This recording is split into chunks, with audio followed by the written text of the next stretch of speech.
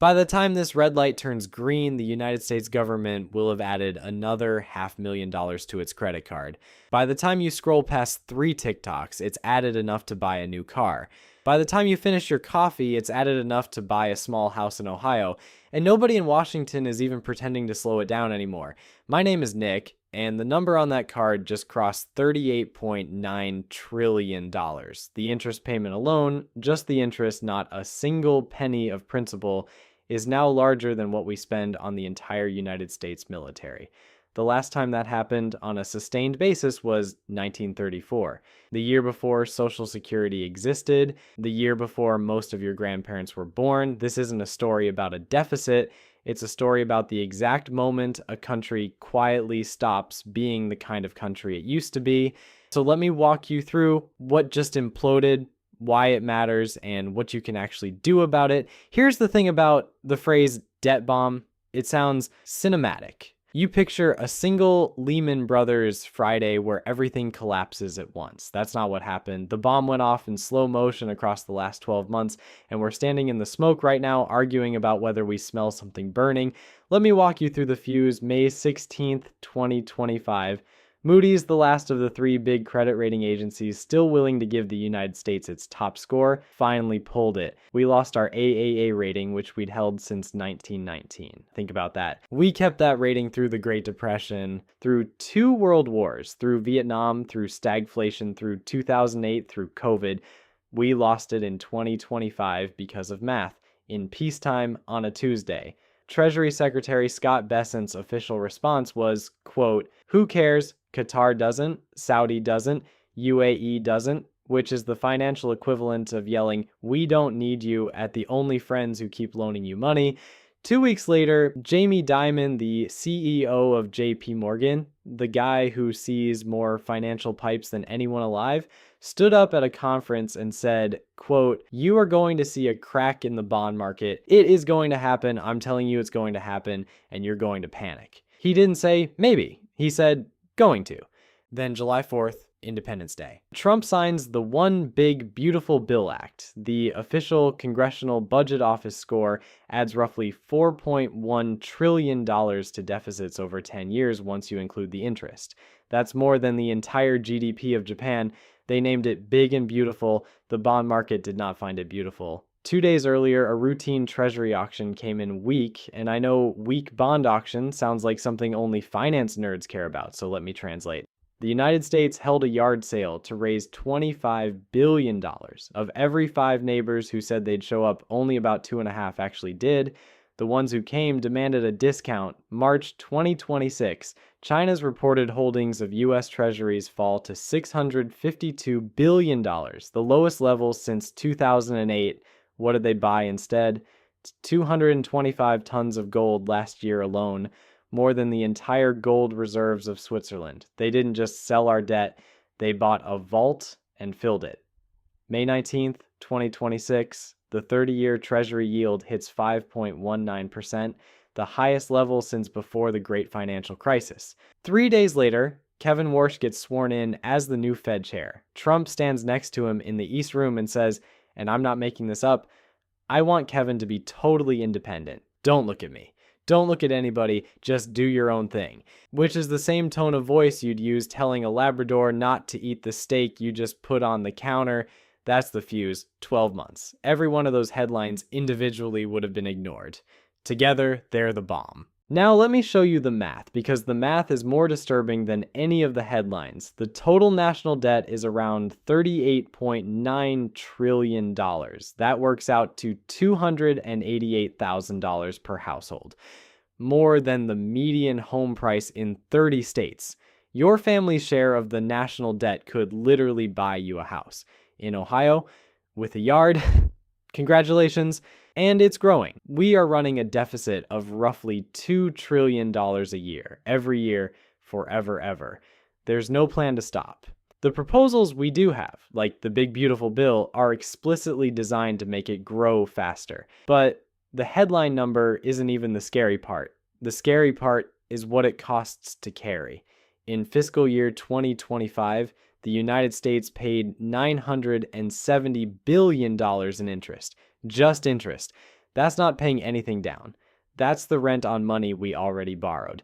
CBO projects will cross 1 trillion this year and 1.8 trillion by 2035. Let me put that in context. 970 billion is more than we spend on Medicare, more than we spend on national defense, the entire defense budget, every aircraft carrier, every soldier, every fighter jet, every missile. We are paying more to bondholders than we pay to defend the country. Let me make this real. Picture a married couple in Phoenix making $145,000 between them, 2 kids in elementary school. They pay roughly $30,000 in federal income tax. Of that $30,000, about $6,000 real money. The amount that would have paid for a family vacation or a year of daycare went straight to bondholders. Not roads, not schools, not the soldiers their cousin serves with. Just rent on debt they didn't take out and never agreed to. So when politicians talk about making sure your tax dollars are well spent, what they really mean is making sure 80 cents of them are well spent. The other 20 cents already have somewhere to be. And this brings me to my most disturbing piece of historical context. There's a historian at the Hoover Institution named Niall Ferguson. He published a paper this year called Ferguson's Law, and the law goes like this. Any great power that spends more on debt service than on its military risks ceasing to be a great power. He's not being dramatic. He's looking at 500 years of data. Habsburg Spain hit that point in the 1500s and defaulted 4 times before losing its empire. Bourbon France hit it before the Revolution. You know how that ended. The Ottoman Empire hit it and ended up under foreign financial control. Post-World War I, Britain hit it and lost the empire over the next 40 years. Every single great power that has crossed this line has either lost its status or had to dismantle itself to get back across. Every single one. The United States crossed Ferguson's line in 2024. We're in our 2nd year on the wrong side of it, the gap is widening, and Congress's response to crossing a 500-year-old line that has ended every great power that touched it was to pass a bigger spending bill and throw a parade. Quick rehook. The single most useful way to think about all of this, roughly 1 out of every $5 the federal government collects in taxes now goes straight to bondholders. 20 cents on every tax dollar. The average interest rate on U.S. debt was 1.49% in 2021. It's now 3.37%. About a third of our debt has to be refinanced every year at today's rates. The old cheap debt rolls off, the new expensive debt rolls on, and the bill gets bigger. That's not a forecast, that's arithmetic. If you're still with me through the math, here's the part that should actually make you angry. If we owe $38 trillion, who do we owe it to? More and more, ourselves. And that should make you nervous, not relieved. Foreigners hold about $9.25 trillion of U.S. debt. That's down dramatically from 2008, when foreign holders owned about half of all marketable treasuries. Today, they own less than a third and falling. Japan is still the biggest at 1.19 trillion. China is third at 652 billion, and they've been steady sellers for years. Meanwhile, US money market funds, banks, and pension funds are scooping up an ever larger share. We're financing ourselves, which sounds patriotic until you remember that financing yourself is also how Argentina ended up where Argentina is. Here's the part the news doesn't tell you. The government is now actively engineering new buyers. There's a piece of legislation called the Genius Act, signed last July. It requires every stablecoin, those digital dollar coins people use for crypto trading, be backed by short-term treasury bills. Besant expects the stablecoin market to grow to $3 trillion by 2030. $3 trillion of forced captive demand for US debt, courtesy of crypto. Think about what just happened. We invented a new buyer for our own debt and made it the law that they have to keep buying. That's like a restaurant losing customers, passing an ordinance requiring everyone in town to order takeout. Bold strategy. Surely no downstream consequences. The Bank of America Global Fund Manager Survey from May 2026 polled 200 professional money managers running over $500 billion combined. They were asked where the 30-year Treasury yield was headed. 62% said 6%. Today, it's at 5.19. The people whose entire job is buying bonds for a living think rates are going higher, not lower. And then there's gold. Gold crossed $5,000 an ounce in January for the first time in history, up over 25% since the start of last year. 2025 was gold's best year since 1979. Central banks are buying at the fastest pace in 50 years. Gold doesn't pay interest, gold doesn't grow. Gold just sits in a vault silently judging your other investments. When the smartest money in the world chooses a shiny rock that pays nothing over a treasury bond that pays 5%, that's the market quietly voting on the future of the dollar. The most polite, no confidence vote in financial history, the smoke detector going off in the next room while everyone in the kitchen pretends it's the toaster. So how does this end? There are exactly 4 ways out of a sovereign debt spiral. Let's walk through them. Door 1, austerity. Just cut spending. The Committee for a Responsible Federal Budget calculated what it would take to stabilize the debt at today's level. $827 billion a year in permanent spending cuts or tax increases forever. $827 billion happens to be roughly the entire defense budget. So we'd need to permanently delete the Pentagon or do something equivalent just to stop the bleeding. Not to pay anything down, just to stop the bleeding. Show me the politician running on, I will delete the Pentagon to balance the books. I'll wait a long time. Door's locked. Door 2. Grow our way out. If the economy grows faster than the debt, eventually the debt shrinks as a percentage of GDP. This actually worked after World War II, when growth ran around 3% a year. CBO is forecasting 1.6% for the next 30 years, the lowest sustained growth rate in modern American history. What does that mean in human terms? A child born today will grow up in an economy that, per person, is barely richer than the one their parents grew up in. Their grandparents' generation doubled the economy in 30 years, and their generation is forecast to add 50%. AI is supposed to fix this. AI has so far added about 10 basis points a year to productivity. We're going to need more than ChatGPT to outrun this snowball. Door is mostly locked. Door 3, default, just refuse to pay. Technically unlocked, but if we open it, the dollar stops being the world's reserve currency, every American savings get vaporized, global trade seizes up. No serious person is suggesting this. Door is locked by mutual self-preservation. Then there's door 4. The one nobody talks about at dinner parties is inflate the debt away, print money, let prices rise, pay off $38 trillion in nominal terms with dollars that buy less stuff. The official term is financial repression. The polite version, keep interest rates artificially below the rate of inflation so the debt slowly evaporates over a couple of decades while everybody pretends nothing's wrong. Britain actually did this. 1976, the British Chancellor got turned around on the way to the airport because the pound was collapsing in real time. The IMF showed up in London like repo men. The British public watched their currency lose value at the petrol station while their government insisted everything was fine. It took Britain 40 years to grind through it. They are still grinding. Here's where it gets interesting. Ray Dalio, the founder of Bridgewater Associates, a man who has personally managed more money than most countries, said this year on the record that the United States is heading for what he called a debt-induced heart attack in 3 years, give or take a year or two. And he said the way it ends is not default. It's exactly door 4. They print the money. They buy the debt no one else wants, and the dollar quietly loses purchasing power until the problem is mathematically smaller. He said it out loud.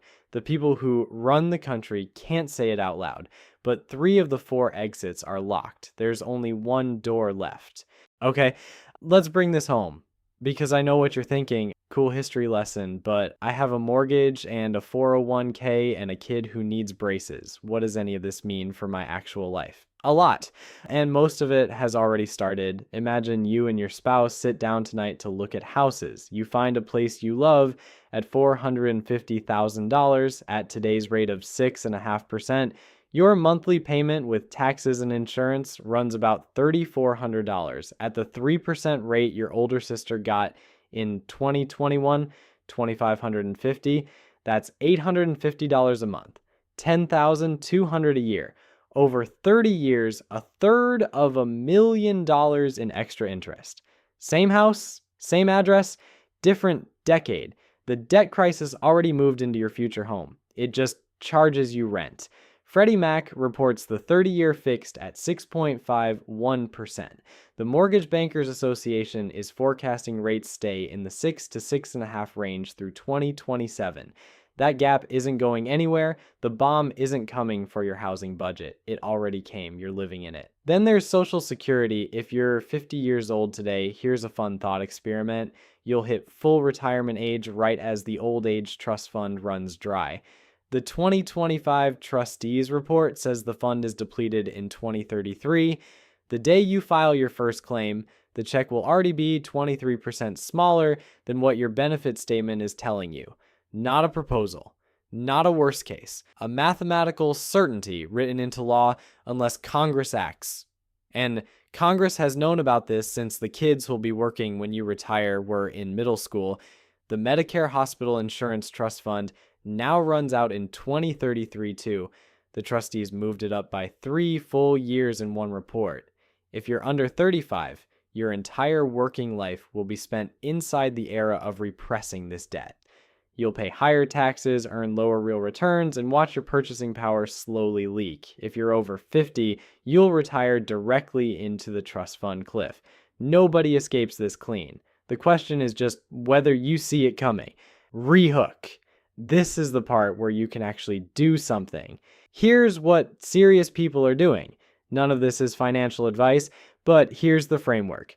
Ray Dalio recommends 10 to 15% of your portfolio in gold. Stanley Druckenmiller has 15 to 20% of his portfolio shorting long-dated treasury bonds. Warren Buffett is sitting on $325 billion in cash. The most experienced people in finance are positioning for a storm.